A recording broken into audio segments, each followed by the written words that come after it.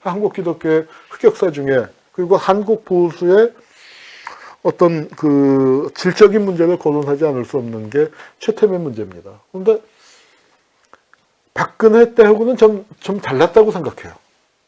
박정희는 처음에는 이제 그 최태민이가 득세를 했지만, 최태민이가 득세하고서 박정희가 살아있었던 기간이 4년인데 처음에 2년만 내놓고 했지, 나중에 2년은 최태민을 어떻게 하지는 못했는데, 제거하지는 못했는데 활동 반경을 축소시켜버려서 신문에 최태민 나오지 못하게 했습니다. 박근혜 왜냐하면 온갖 추문이 돌아다니니까 박근혜 입장에서는 골치 아픈 거예요. 최태민이가 호적상의 나이가 박정희보다도 5살이 많아요. 그런데 박근혜하고 온갖 추문이 떠도니까 이거 안 되겠다. 그래서 그 당시에는 청와대 수석비서관들의 고민이 어떻게 최태민을 박근혜랑 띄워놓을까예요. 그리고 그걸 우직하게 박정희한테 직보했던 사람이 김재규예요. 나는 김재규가 박정희의 마지막 충신이라고 생각합니다. 그리고 그게 김재규 스스로 얘기한 게 12.6 사건의 먼 원인 중에 하나가 최태민 문제였다. 뭐냐면은 박정희한테 보고를 했어요. 이거 그 큰 영향을 내세워갖고 최태민이 휘둘르고 있는데 큰일 난다. 이건 정권 안보 차원에서 이건 막아야 한다 했는데, 박정희는 굉장히 명민한 사람이었거든요. 그리고 아주 독한 사람이었죠. 관한성도 있고, 내가 좋아하진 않지만 굉장히 자질이 뛰어난 사람이에요. 그런데 김재규가 느낀 게 뭐냐면 이 형님이 예전 같지 않다 이거죠. 옛날 같았으면 단호한 조치를 취했을 텐데, 그걸 어떻게 했냐면, 정보부장으로서는 돌아버릴 지경인데 최태민에 대해서 다 조사해서 보고를 했을 거 아니에요. 그 보고서를 박근혜를 줘버렸어요. 그럼 박근혜는 누굴 줬겠어요? 최태민을 주죠. 그러고서 어떻게 했냐면 그걸 알아서 자기가 조치를 해야 하는데, 김재규 불러다 앉혀놓고 박근혜하고 최태민을 불러다 앉혀놓고 거기서, 그게 유명한 친국 사건이에요. 사자 대면을 한 거예요. 그럼 거기서 뭐라고 하겠어? 박근혜는 울며불며 우리 목사님 억울합니다 했을 거 아니야. 그럼 이런 상황을 만드는 것도 웃기는 거고, 그런 상황에서 박정희가 뭐라고 했겠습니까? 김 부장 아니래잖아. 이렇게 돼버린 거예요. 그러니까 박정희에 대한 어떤 존경심 내지는 더 이상 통치를 할 수 있는 상황이 아니구나. 그런 판단력을 상실했구나. 그런 생각을 처음으로 품게 된 게 바로 최태민 문제죠. 그나마 한 건 뭐냐면은 중앙정보부가 나서서, 김재규가 나서갖고 그 이후에 최태민을 언론에 등장을 못 시키게 합니다. 그래서 최태민 갖고 신문 검색을 해보면은요, 처음에 75년, 76년, 77년 3월인가 4월까지는 최태민 이름이 자주 나와요.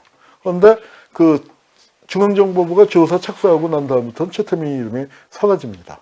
청와대 내부에서 골칫거리였던 거죠.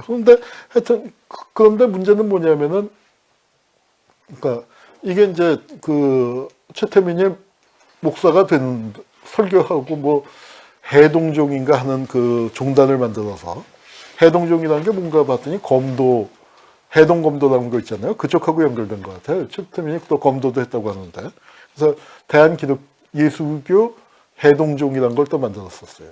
교단을 했는데, 원래는 이겁니다. 그러니까 태자마마예요, 태자마마. 근데 재밌는 게, 불교, 기독교, 천도교를 종합한 일종의 무당이죠, 무당. 대전의 감나무집에서 이제 자리를 잡고 대전일보에다가 광고를 냈는데, 읽어보면은 말이 안 돼요. 근데 하여튼 저렇게 이제 해서 하는데, 실제로 용한무당이었다고 그래요.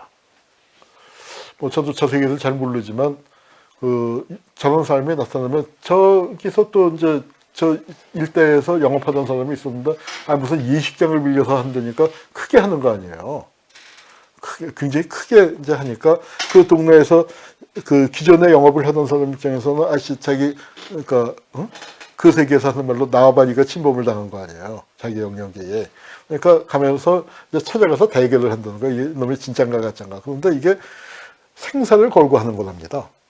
거기서 깨지면은, 나도 뭐 그 세계를 뭐 체험을 해보지 못해서 잘 모르지만, 그 영빨을 대결을 하는데 거기서 지면은 영빨이 죽어버려서 점쟁이를 못한대요. 그러니까 보이질 않는데, 그러니까 점쟁이나 뭐 무당이나 다 이렇게 딱 사람을 보면은 뭐 장면이 떠오르고 뭐 그런 걸 얘기해 주는 건데, 거기서 그런데 유명한 무당들이 가서 그 최태민 한테 붙었다가 영빨 전지 깨져갖고 폐업을 한 사람이 많다고 그래요. 이제 하여튼 그런데 재밌는 거는 최태민이가 저렇게 할 때는 반공 냉전 논리를 주장한 바가 없어요. 근데 저거는 뭐냐면은 기독교 목사도 세탁을 한 거죠. 왜냐하면 점쟁이 신분을 갖고는 박근혜한테 접근을 못하니까. 그런데 기독교 목사를 갖고 접근을 하는 거예요. 그래서 접근을 해서 임진강에서 구국기도회를 열고 거기 가서 박근혜 하니까 박근혜가 어린 박근혜가 혹해했죠. 저 임진각 구국기도회의 의미는 뭐냐면 우리나라 민주화운동을 유신 초반에 어느 쪽이 많이 했냐면 학생들도 했지만 기독교의 기여가 대단히 큽니다. 기독교와 천주교의 기여가.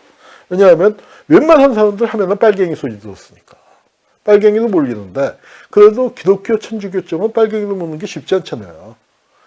이중백을 갖고 있었다고 그랬죠. 하느님 백하고 외국 백하고. 그런데도 빨갱이도 몰았습니다. 저 민주화운동 열심히 하는 신부님, 목사님들 그런데도 몰았지만 일반인들은 뭐 대부분의 빨갱이로 몰리는데 기독교 쪽에 민주화운동을 많이 하니까 아니다. 기독교 중에 우리 박정희 대통령 각하를 지원하는 사람이 많다. 그게 임진강 구국기도회고요.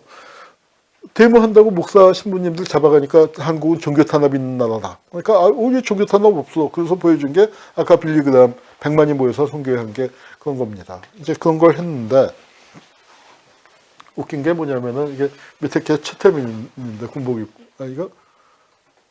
이건 최태민이 아니라 박장원 목사 같네요. 목사님들을 모아놓고 군사훈련을 했어요. 목사님들 100명을 모아놓고 유격훈련을 하고, 그리고 구국 십자군이라는 걸 만들어서 저렇게 뭐 사단장, 군단장, 그런 계급장도 나눠주고 그랬습니다. 그런데 내가 깜짝 놀란 게 이게 강신명 목사예요. 기독교 구국선교단이 이제 이런 짓을 했는데 구국선교단의 단장이 강신명이잖아요. 총재가 최태민이에요. 총재가 최태민인데 목사 100명을 모아서 구국선교단 행사를 하는데 강신명 목사는 한국 기독교에서 영향력이 당시에 아마 한경직 목사 다음 가는 사람이었을 거예요. 한국 기독교의 최고 지도자 중에 한 분인데 이분이 어떻게 최태민 같은 사기꾼 밑에 가서 단장을 하는가. 최태민이 구국선교단을 만들어서 자기가 단장을 하고 강신명 목사를 총재로 모셨다 해도 이게 기가 막힐 노릇인데 어떻게 그 밑에 가서 단장을 하고 있는가 참 놀랐습니다. 그 구국십자군이라는 걸 만들었는데 구국십자군이라는 게 뭐냐. 박정희가 월남 파병할 때 월남에 가는 군대를 자유의 십자군이라고 했어요. 근데 월남전이 끝나고 이제 돌아오니까 유신십자군이라고 불렀어요. 유신십자군이라고 불렀는데 그걸 따서 박정희가 최태민이 구국십자군이라고 한 거죠. 그러니까 십자군이 원장이 이어지는데 여기 보면 십자군 알바단으로 이어지잖아요. 그게 이렇게 십자군이 야설에 이어지는 겁니다. 한국 기독교의 흑역사 중에서 또 한 장면. 이게 누굽니까? 고문기술자 이근환이에요. 이근환이 목사 안수를 받았죠. 그러다가 이제 김근태 그 의장 돌아가시고 난 다음에 여론이 약하다고 저거 목사 안수 진짜 받은 거 맞아 하고 이제 하도 시끄러워지니까 교단에서 안수를 취소하긴 했는데 그래도 한국이 참 목사 되기 쉬운 나라. 근데 이게 이제 보면은 한국 기독교가 엄청나게 급팽창을 해왔는데 그 급팽창의 역사가 냉전의 역사가 일치합니다. 언제까지 팽창하냐면은 냉전이 확 진행되던 그 시기까지 팽창을 해요. 그러다가 그다음부터 정체가 되고 이제 신자가 감소되고 그다음에 뭐 정체도 정체지만 큰 문제가 대형 교회 위주로 중소교회들이 입지가 점점 위축되는 그런 상황들이 벌어집니다. 그리고 그런 속에서 한국 기독교 이제 미국은 우리의 우방 뭐 이제 뭐 이런 것들 많이 보셨죠. 그 한미 동맹이 이렇게 강화가 되는데 이게 참 그 바퀴 달린 십자가를 들고 골고다의 언덕을 올라갔던 그 기막힌 일도 있었고 그래서 이제 이렇게 됩니다. 자, 근데 이제 한국 우리 노무현 대통령 연설 중에 똥별 연설이라는 게 있어요. 인터넷에서 유튜브에서 똥별 연설 치면은 나오고 뭐 노무현 성우회 비판 군사작전권 그렇게 하면 나오는데 노무현 대통령이 굉장히 세게 연설을 했어요. 나도 뭐 이런 거 강의할 때 가리지 않고 말 세게 한다 소리를 많이 듣는 편인데 내가 깜짝 놀랄 정도로 저렇게 얘기해도 되나 싶을 정도로 뭐 말 한마디 한마디는 다 옳은 말씀이지만 정말 대놓고 더군다나 나야 그냥 무슨 직책을 맡지 않은 자유인이고 교수고 하니까 내 의견을 역사학자로서 내 의견을 자유롭게 얘기해도 되지만 대통령이면은 조금 그래도 나 같은 사람이 그런 생각이 들 정도로 정말 직설적으로 얘기했는데 말씀은 다 맞아요. 거기서 나온 얘기가 뭐냐면 아니 나 육군 참모총장이 나 육군 대장이고 참모총장이 하고 다니는 사람들이 그동안에 뭐 했냐 이거야.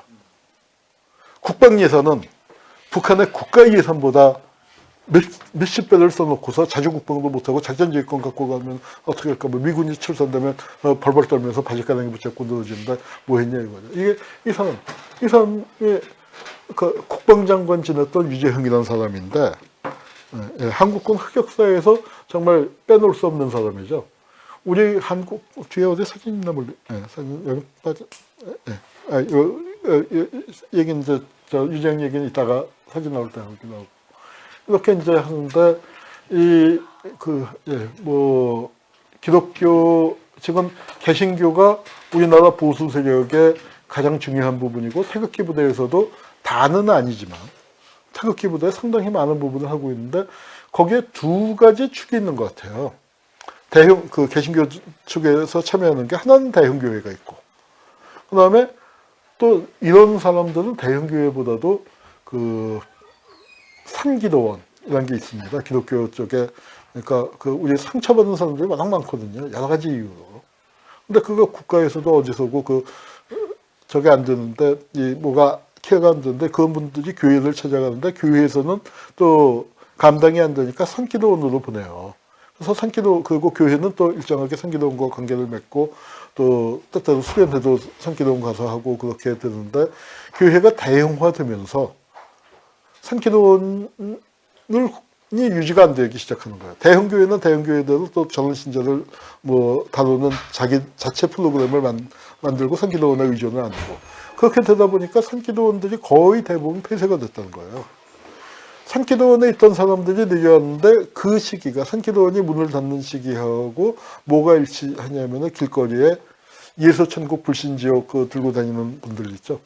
그분들이 확 늘어나는 시기가 산기도원이 문 닫는 시기하고 일치되는데 그 사람들이 가서 편안함을 느낄 수 있는 데가 태극기 부대 저런 집회고 그러니까 그쪽으로 또 많이 몰렸다는 거죠. 그래서 저거는 이념 차원에서 다뤄야 할 부분도 있지만 복지 차원에서 노인 복지 차원에서 접근을 해야 할 부분이 상당히 많다고 생각돼요. 사실은 미국은요 노인표가 민주당 표예요. 왜냐하면 노인들이 복지 갖고 생활하기 때문에.